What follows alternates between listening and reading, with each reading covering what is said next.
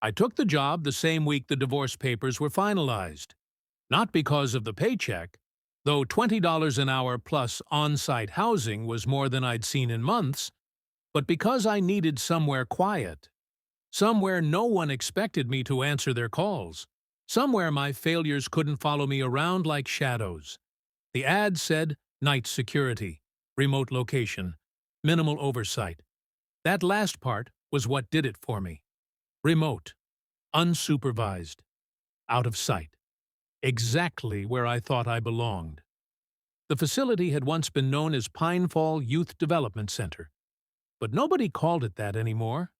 Most people just said the grounds, or the place up north. The property manager who hired me over the phone didn't bother giving me any history, and I didn't ask. I was tired of histories, my own included. It sat deep in the woods, 50 acres of pines and overgrown service roads, wrapped around a cluster of abandoned buildings that once housed rehabilitation programs. Everyone knew that was a polite way of saying the troubled kids no one knew what to do with. It shut down in 2005 after what the manager called issues. He didn't elaborate, and I didn't push. My job was simple: live on site, run 4 patrols per night, keep logs, make sure no vandals or squatters turned the place into a bonfire before the lawsuits over who actually owned the property were settled. The young property manager met me at the rusted chain-link gate, just as the sun was dropping behind the trees. He couldn't have been older than 26, but he had the kind of eyes that didn't stay anywhere for long. Always darting, always checking the woods. He handed me a ring of keys heavy enough to anchor a boat. "Administration buildings straight ahead," he said. "Your room's upstairs. Patrol starts at 10. Don't skip the logs. People check them." Then he paused, like he was debating whether to say more. "You've got the emergency landline in your quarters. It connects straight to my boss. Don't call unless it's actual trouble." He didn't specify what actual meant. Before I could ask anything, he got back into his idling car and drove off like he couldn't wait another second. I stood there alone as the engine noise faded into the trees. The admin building was a squat block of concrete with slit windows and a roofline that sagged like it was exhausted. Inside, everything smelled like dust and old paperwork, the kind of scent that clings to abandoned government places. My quarters were at the end of the second-floor hall.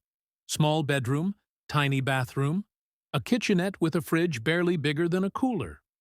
The mattress still had plastic on it. Someone had left just enough toiletries to suggest they wanted me here, but not enough to suggest they cared. I dropped my single duffel bag on the floor. All I owned now could fit into that one bag. The quiet hit me next. A thick, suffocating quiet that presses against your eardrums until you hear your own pulse. I'd thought I wanted silence. I'd been wrong. When the clock hit 10 p.m., I grabbed the flashlight and clipboard and started my first patrol. 3 residential units labeled North, East, and West. Cafeteria. Storage building. Shower facility that hadn't worked since the Bush administration. All single-story concrete blocks with small windows too high for anyone to look out of. Reinforced with old rusted mesh. Everything seemed normal that first night. Dust. Cobwebs. The echo of my footsteps bouncing down long hallways like the building was remembering the sound of people. By 6 a.m., when the sky started to lighten and the trees went from black silhouettes to dark green outlines, I actually felt okay, like maybe this job would be easy money. I slept until noon, woke up hungry, walked around the grounds again as the sun set. Night 2 began exactly like Night 1, quiet, routine, uneventful. Except for one thing. In the North Unit day room, one of the heavy plastic chairs, the kind bolted down in most institutions, wasn't where it had been. Not far, just slightly angled away from the table. I stared at it, trying to remember if I'd brushed it last night. Probably. I was tired during the patrol after all. I straightened it, logged it, moved on. But at 4 a.m., when I walked through again, the chair was turned completely toward the hallway, as though someone had been sitting in it, as though they'd been waiting for me. A chill went through me, sharp and fast. I told myself it was nothing. An old building shifting. A draft. My imagination. But the first seed of unease had been planted, and it was only going to grow. By the time the clock hit 10 p.m. on the third night, I'd stopped pretending I wasn't uneasy. I tried to shake it off, told myself it was just nerves, or the fact I hadn't talked to another human being since the property manager sped off 2 days ago. But deep down, I already knew something wasn't right. The first 2 units, east and west, were normal, dusty, quiet, cold in that old building way. North unit, though, the moment I stepped inside, I smelled it. A faint, sour smell. Not decay, not mold, something old, like wet stone, like the inside of a cave. I ignored it at first, pushing through the day room with my flashlight. My eyes involuntarily flicked to the chair I'd found, moved the night before. It was exactly where I'd left it this time. I exhaled. Good. Maybe the first 2 nights really had just been in my head. I started checking the rooms, 12 of them, 6 on each side of the hallway. Small steel beds bolted to the floor, desks scratched up by God knows how many bored, angry hands.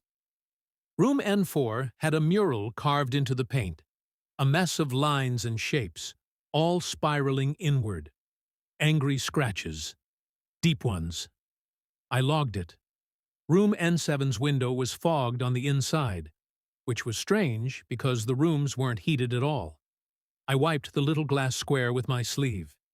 It smeared more than it cleared. I logged that too. And then I reached room N12, the last room, the one I almost didn't check because I was thinking about coffee. The door wasn't fully closed. It wasn't open either, just resting on the frame, maybe half an inch ajar, enough to see darkness through the seam. Every unit door was supposed to be locked. I'd checked them myself last night. I stopped breathing for a moment, pressed the door. It didn't budge. Locked. But why was it sitting like that? I leaned in, shining the flashlight through the small, reinforced window. Nothing. Just a bed frame, a desk, a chair. But something about that room felt wrong, like the air itself was heavier, thicker. I checked the handle again. Locked, solid. Fine. I wrote it down. Room N12 door not fully seated in frame. Possible hinge issue. I moved on, but the back of my neck was crawling by then. At 1 a.m. I returned for the second patrol. Everything seemed normal. No chairs moved, no doors ajar. But at 4 a.m., that smell was stronger, wetter. I stepped into North Unit, and I felt it immediately. The temperature was off, several degrees colder than the other 2 buildings. I could see my breath if I exhaled hard enough.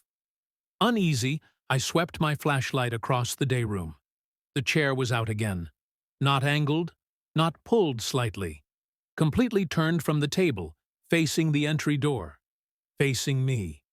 My grip tightened on the flashlight. My heart thumped against my ribs. I told myself it didn't matter. I told myself to ignore it. I pushed the chair back in hard, making sure it couldn't budge unless someone physically moved it. No, I muttered to myself. Not tonight. Halfway down the hallway, something made me stop. A soft sound, behind me. A gentle click, like a latch, like a door settling. I turned back toward the day room. The chair was out again, facing the hallway this time, like it had turned while my back was toward it. I froze. My breathing went shallow. My flashlight beam jittered across the dusty floor. Then, Just for a second, I thought I saw movement at the far end of the hallway, a shadow slipping back behind a door frame. I blinked. No, no, it was empty. It was just the dark playing games. I forced myself to finish the patrol, but when I returned at 6 a.m. for the dawn round, Room N12's door was open 2 inches. The smell leaking out from the darkness behind it was colder than the rest of the building, and for the first time since I arrived on the property, I felt something watching me.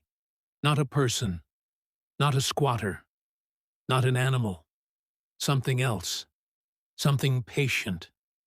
Something that had been there long before I arrived.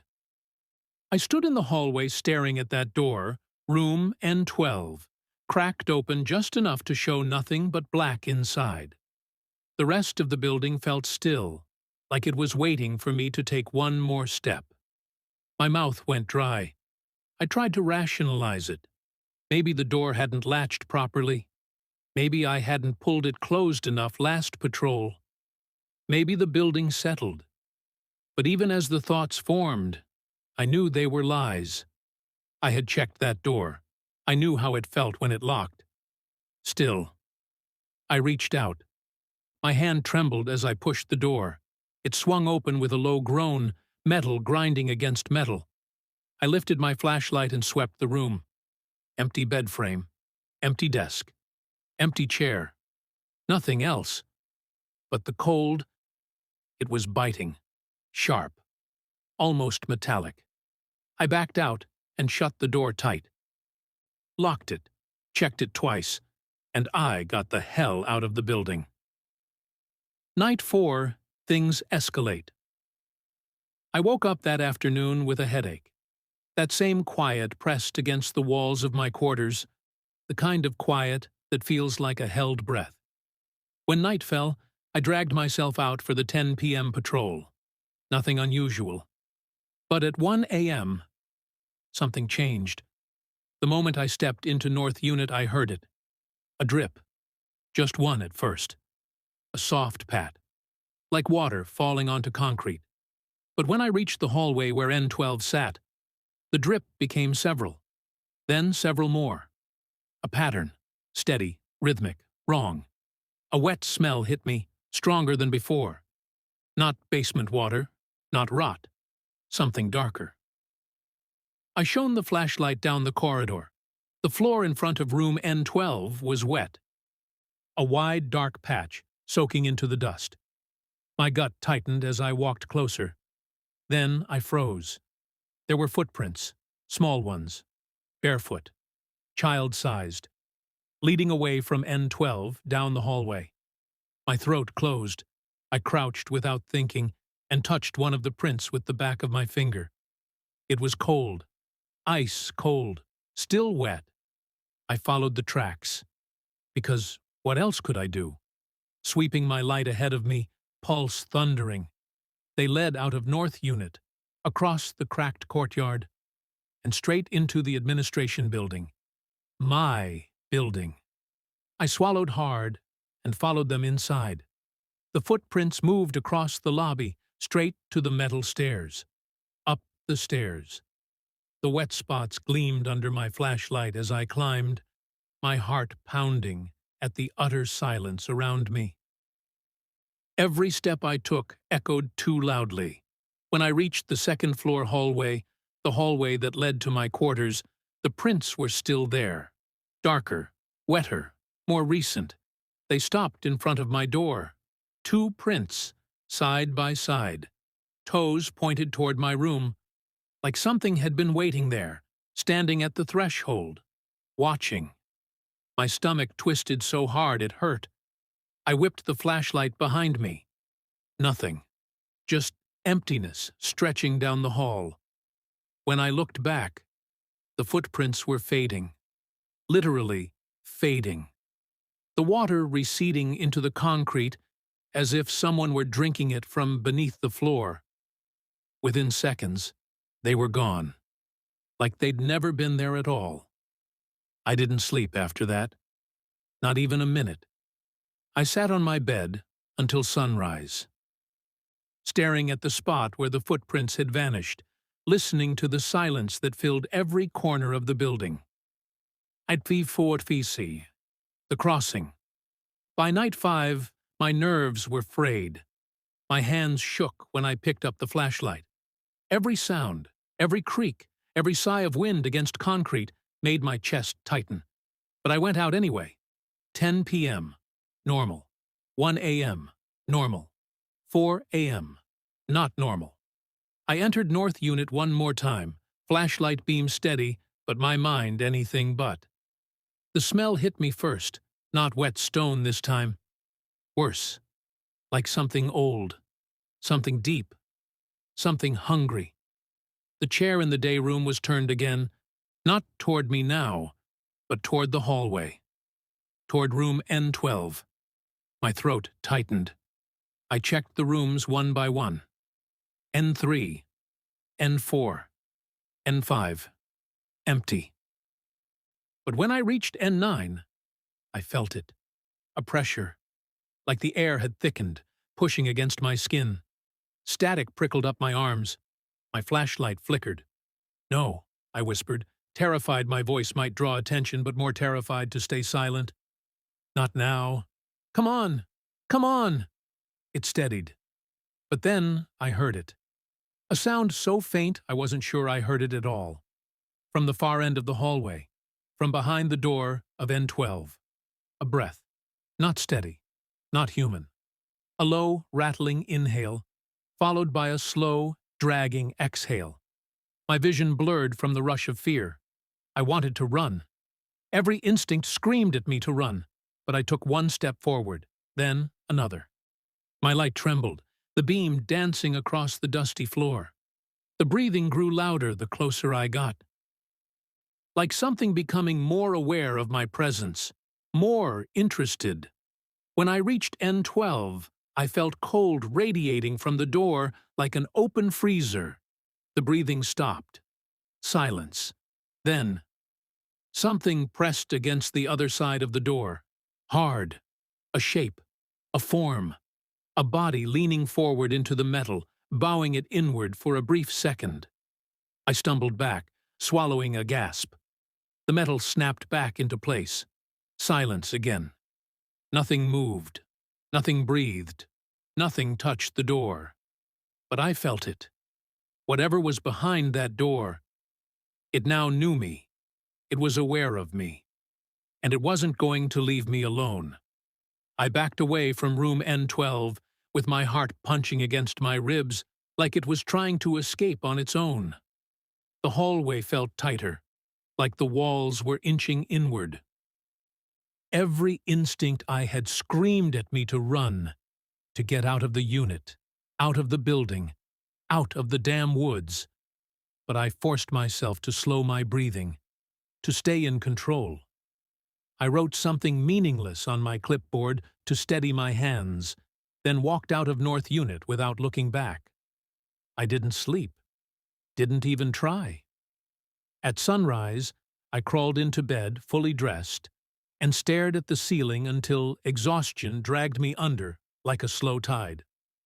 Night 6, the thing with the shadow. Something woke me before my alarm. A sound, not loud, almost gentle, a soft tap, tap, tap against my door. At first, I thought it was part of a dream, but the rhythm continued. 3 taps. Pause. 3 more.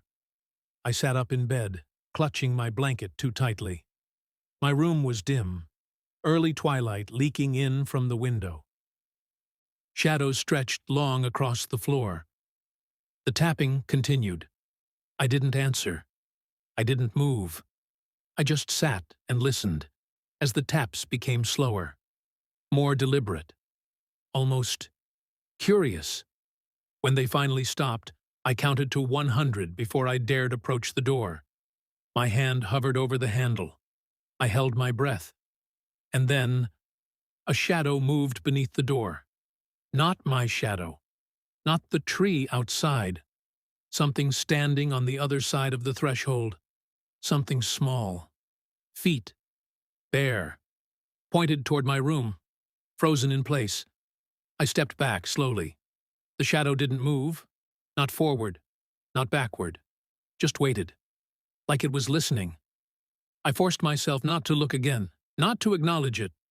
I grabbed my flashlight and staggered through my 10 p.m. patrol half awake, timing my steps so I wouldn't have to go back to the admin building until absolutely necessary. The woods around the facility felt unnaturally still. Even the insects were quiet. By the time I entered North Unit at 1 a.m., my mind was frayed enough that even the silence sounded threatening. The chair was turned again, this time facing the side hallway that led to the showers. I tried to ignore it, but something dragged my eyes toward that dark corridor. I lifted the flashlight. Dust floated in the beam. The hallway was empty. But the moment I took a single step toward the day room, I felt it. The unmistakable sensation of being watched.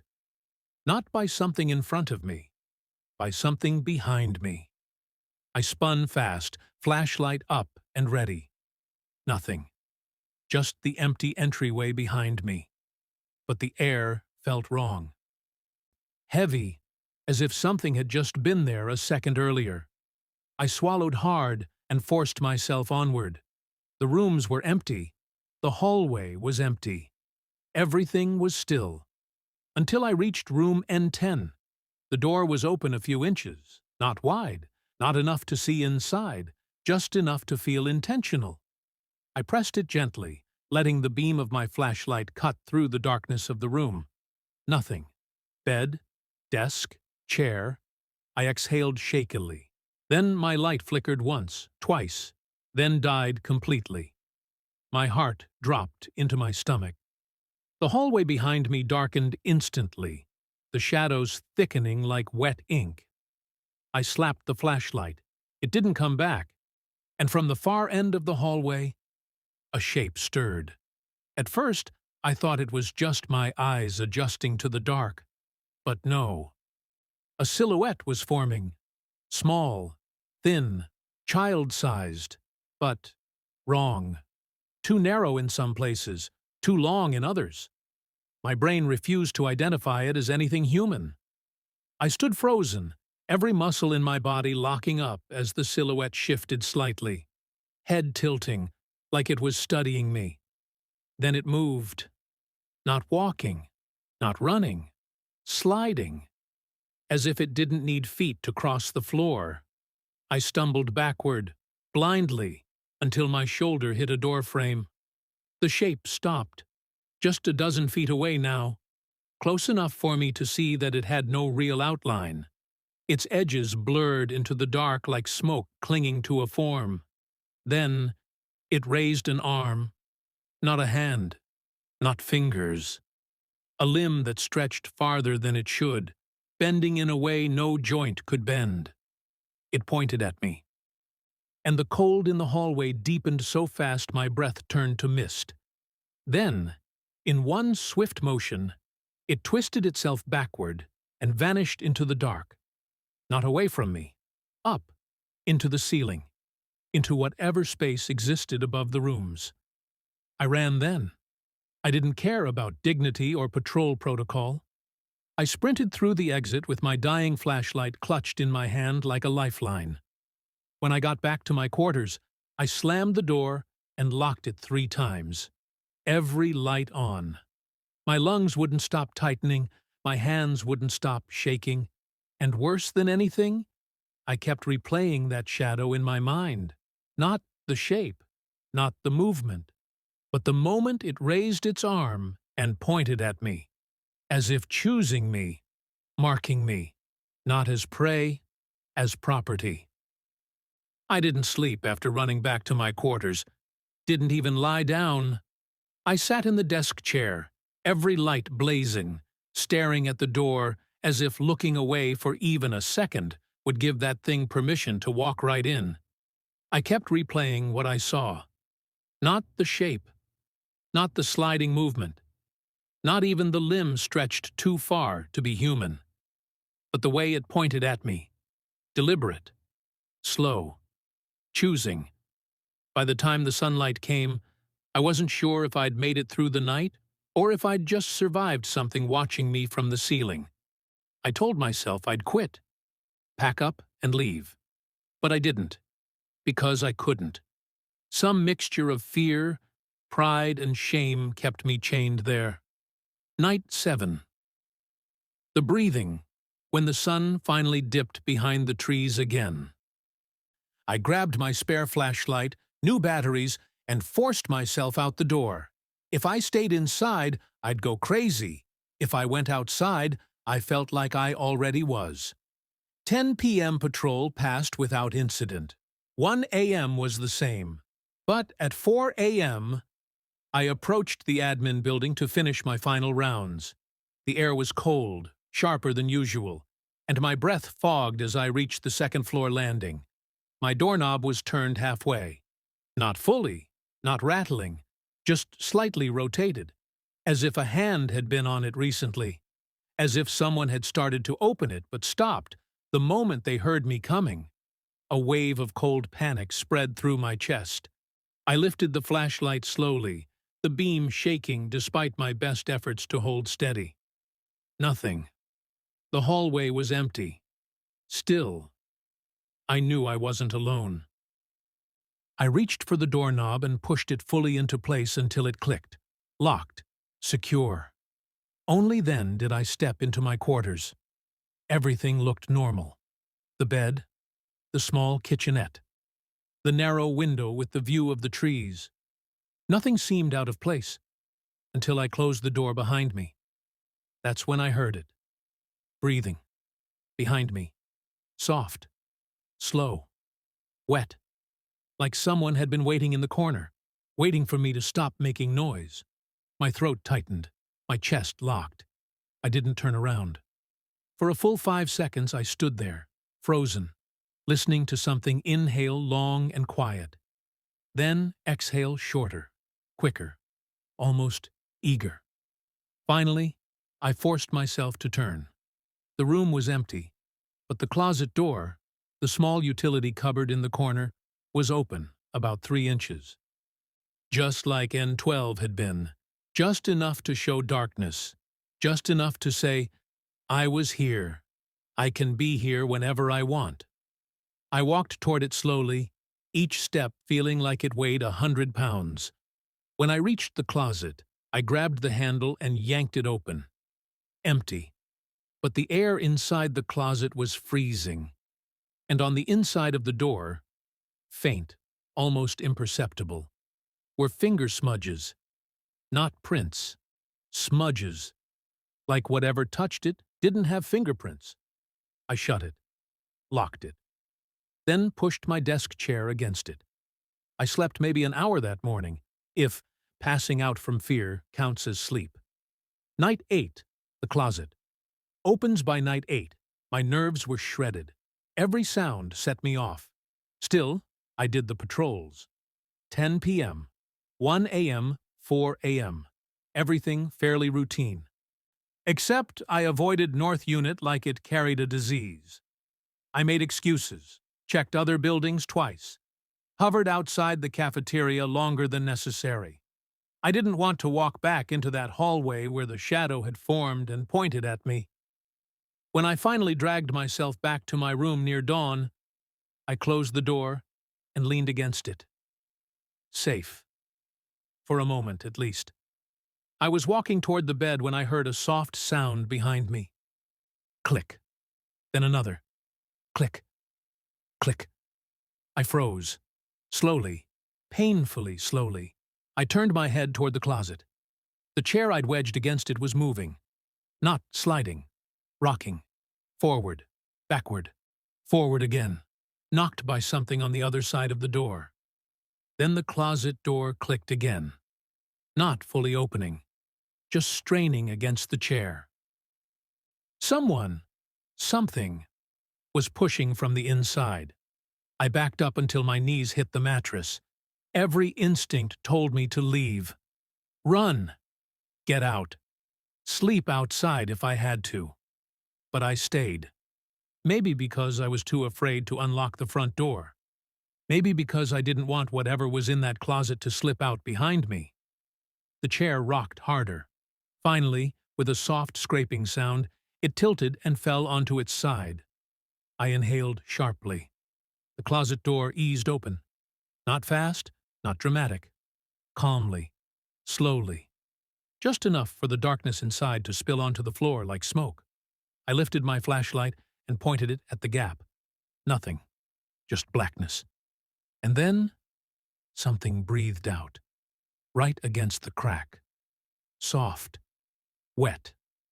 Close enough that I felt the cold brush my ankles. I dropped the flashlight. It hit the floor and rolled, the beam skittering across the walls. When I scrambled to grab it and pointed it back at the closet, the door was fully shut. Closed tight. Like nothing had ever been behind it at all. That was the moment I realized it wasn't trapped in the buildings. It wasn't trapped behind doors. It wasn't trapped anywhere. It moved freely through this place. Had for a long time.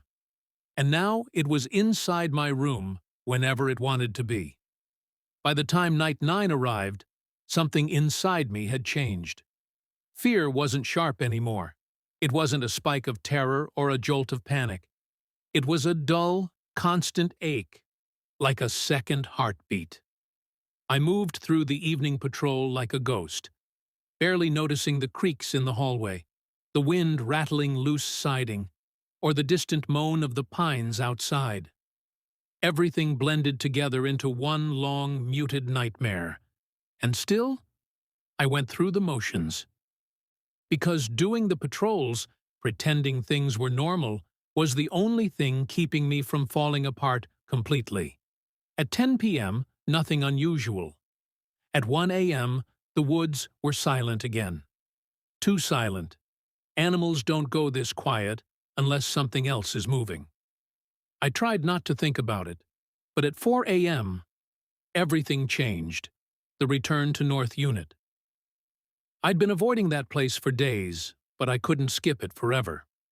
The logs mattered. The routine mattered. My sanity depended on pretending I still had control. When I approached North Unit, the moment I stepped inside, I felt it, an immediate drop in temperature, sharp enough to sting my skin. My breath fogged instantly. The air wasn't just cold, it was dead. The flashlight beam wavered as if the light itself didn't want to be there.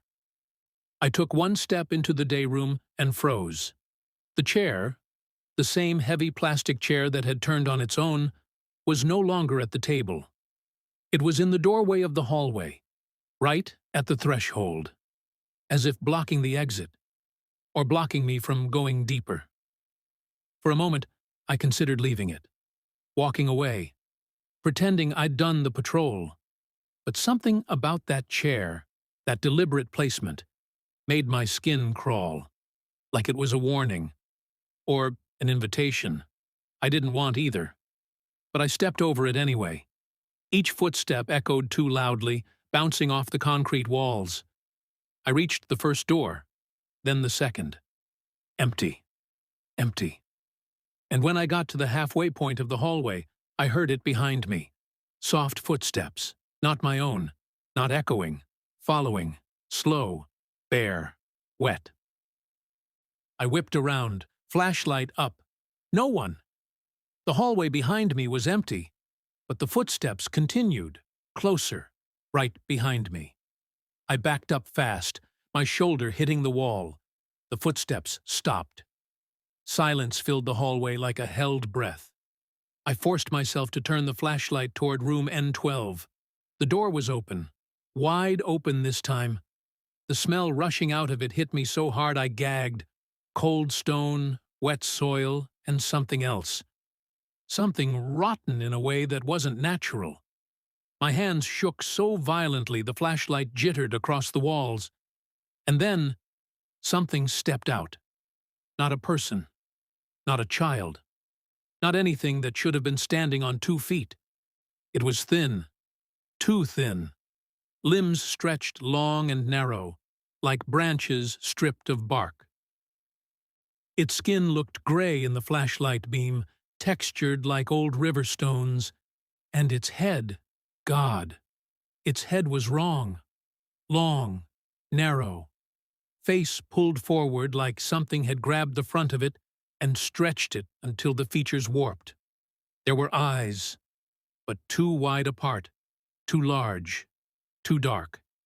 And when it opened its mouth, there were no teeth, just a dark hollow that stretched farther than any jaw should. It didn't scream, it didn't growl, it only inhaled, long, wet, starving. My blood turned to ice. I stumbled backward, hitting the wall hard, and the flashlight slipped from my hand. It clattered across the floor, spinning, the beam whipping through the hallway in dizzy circles. The thing stepped toward me. Its feet slapped the concrete softly, wet, like they had just risen out of water. Its arms hung low at its sides, long enough that the fingers brushed the ground. It lowered its head, studying me like something deciding whether I was food or something else entirely. Then it leaned closer, closer, closer. So close that the cold coming off its skin felt like winter wind on my face. I couldn't move, couldn't scream, couldn't think. And in that moment, it tilted its head, the same slow, curious tilt I'd seen from the shadow nights before. Then it whispered. Not out loud, not with a voice. Inside my head. A single, broken thought. Where were you? My heart stopped. Literally skipped a beat hard enough that pain shot down my ribs. Before I could process what it meant, before I could even understand the question, a loud metallic clang exploded from somewhere deeper inside the unit, echoing hard enough that dust shook from the vents. The creature twisted unnaturally fast toward the noise, and vanished. Not ran, not walked. Vanished, like a film reel skipping a frame. One moment it was there, inches from my face, and the next, it was gone. The hallway was empty. The air warmed by a degree, and I was alone. I didn't even remember getting to my feet. I just knew I ran. Out of the unit, across the courtyard, up the stairs, into my quarters. I slammed the door behind me and locked it 3 times. Then I collapsed onto the floor, shaking so hard my bones felt like they were rattling. Because the words kept replaying in my mind, over and over. Where were you? Where were you? Where were you? Like it was asking something important. Like I had failed it. Like it had been waiting a very long time. Understood.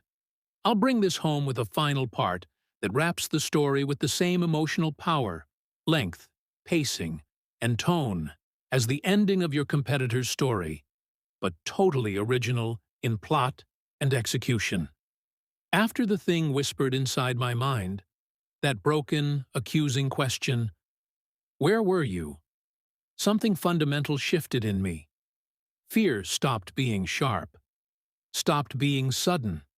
It became a constant pressure, like a hand around my throat that never fully squeezed and never fully let go. I didn't sleep. I didn't sit down. I didn't turn my back on any dark corner in the room.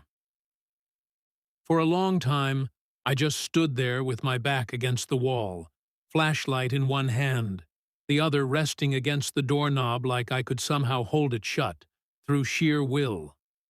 But I knew the truth. A locked door didn't matter. A lit room didn't matter. Distance didn't matter. That thing, that twisted, stretched child thing, moved through the facility the way smoke slips through gaps in old wood. It didn't obey walls or doors or the normal shape of things, and now it knew me. It had breathed against my skin. It had spoken inside my head. I wasn't a stranger to it anymore. I was chosen. When the sun finally rose, the light through the window felt fake. Thin, pale, somehow weaker than usual. I watched the trees sway in the wind, watched the shadows between them shift, and convinced myself at least 50 times that I saw something move among the pines, something watching the building, something waiting. By afternoon, my head pounded so badly that I pressed a cold water bottle against my temple just to stay conscious. But I refused to sleep. Every time my eyelids drooped, I saw the long, gray face of that creature, inches from mine, its hollow mouth, its wide, wrong eyes. And that voice, where were you? As if I had failed it somehow, as if I abandoned it, as if it remembered me. That question ate at me more than the fear.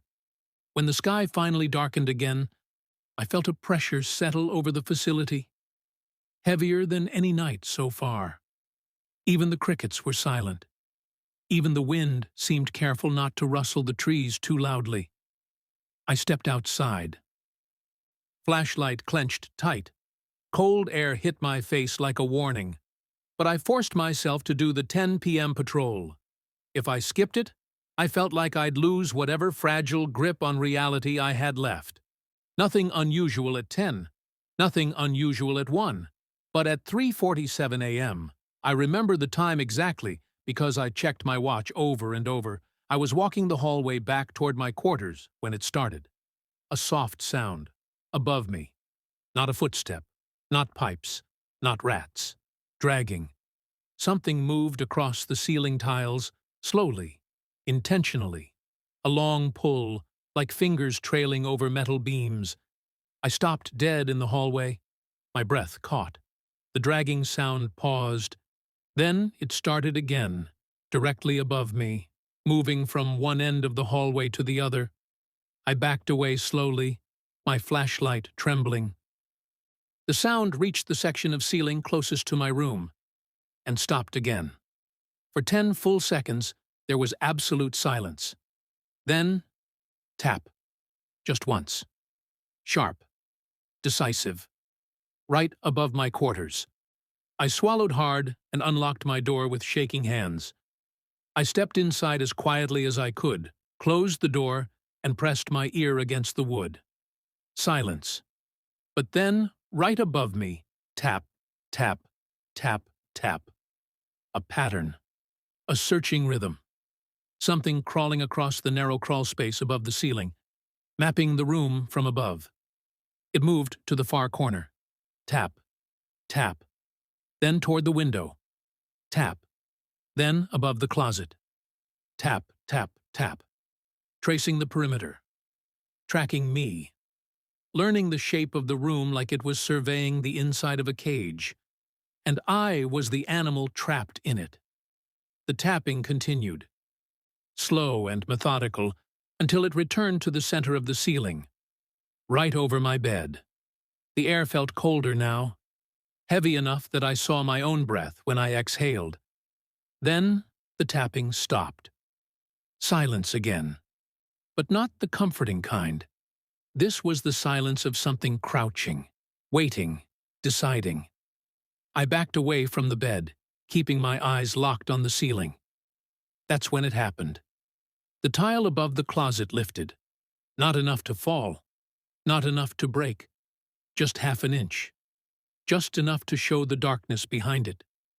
The corner of the tile hung there unnaturally still, as if a hand, long and thin, was holding it up from inside the crawl space. I lifted the flashlight and pointed it directly at the gap. Something moved. Soft. Wet. A whisper of motion like skin dragging along metal. I held my breath. Terrified the slightest sound would invite whatever waited above. Then, slowly, carefully, an eye slid into view. Not human, not remotely. It was too large, too black, glossy like a puddle of oil reflecting moonlight. It blinked sideways. My heart nearly stopped. It stared at me without moving, filling the gap with darkness and that impossible oversized eye. Studying me. Curious. Patient. Cold. Then the eye withdrew. The tile settled back in place with a soft click. Silence. But it wasn't gone. I felt it, still. Like the air itself was being held in place by something watching, listening, waiting. For a moment, I dared to hope it had retreated deeper into the ceiling. That's when I heard it. Not above. Behind me. A soft exhale. Wet. Close. Coming from the closet. My entire body jerked. I spun around, pointing the flashlight at the door. The closet was closed, but something breathed again from the other side. Louder this time, like lungs filled with water struggling to push air through. I backed away slowly, every instinct screaming to run, but knowing running wouldn't help. The door handle twitched, just once, a tiny movement, then again, higher this time, like fingers testing the metal, exploring it, learning it. I clenched the flashlight tighter, prepared to see the door burst open. But instead, everything went still. Silence settled again, thick and absolute. I stood frozen for what felt like an hour, waiting for the next sound. None came. But I couldn't shake the truth that settled in my bones. Whatever was in the ceiling, and whatever breathed inside my closet, and whatever spoke inside my head were the same thing. It didn't obey walls or windows. It didn't care about daylight or darkness. It moved the way water seeped into cracks, slowly, inevitably, unstoppably. And it wasn't hunting me. It was searching for me, like I owed it something, like I had forgotten something important, like it had been waiting for me for a long, long time. After it whispered to me, after those 3 words lodged themselves in my skull like hooks, something inside me broke. I sat in my quarters with every light on, the flashlight in my lap, and the door locked so many times I lost count. But none of it mattered, because I knew now, a locked door didn't stop it. Walls didn't stop it. Nothing did. For hours I sat rigid, waiting for sunrise. But sunrise didn't save me. Because that night, my final night, I didn't wake up to an alarm.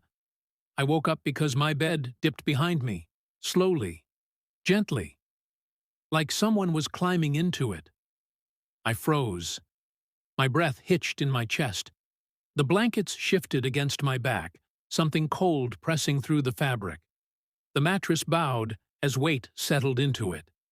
I kept my eyes forward, staring at the wall inches from my face, terrified that if I rolled over, if I made the smallest motion, it would roll with me. A slow exhale brushed the back of my neck. Not warm, cold. So cold it sank through my skin and into my bones. I swallowed hard, fighting the urge to scream. Then I felt it. A finger. Just one. Pressing into my spine, slow, testing me as if learning my shape. Then another, tracing down one vertebra at a time. My skin crawled. My heart hammered so violently I thought it would crack a rib from inside. A thought rose in my mind. If I move, it'll grab me. If I stay still, it'll take its time. I didn't know which was worse. The thing behind me shifted again, settling more fully into the bed. The sheets tightened against my body, pulled by its weight. And then, it pressed its face against my shoulder. I felt the shape of it through the blanket. Long, narrow, wrong. Breath colder than ice spread across my skin, and in the quiet, in the dark, I heard the same thought as before. Where were you? This time louder, clearer, angrier. I couldn't take it. Adrenaline surged through me and I rolled fast, throwing myself out of the bed. I hit the floor hard, scrambling backward on my hands, ready to see the creature. The bed was empty, but the blankets were pulled down on one side. The pillow was indented. The sheets were still creased from where its body had lain. And the cold, that awful cold, still clung to the mattress. Something creaked inside the closet. A wet breath echoed from behind the door. No, no more. Something inside me snapped. I grabbed my shoes, jacket, flashlight, didn't bother with the keys, and ran.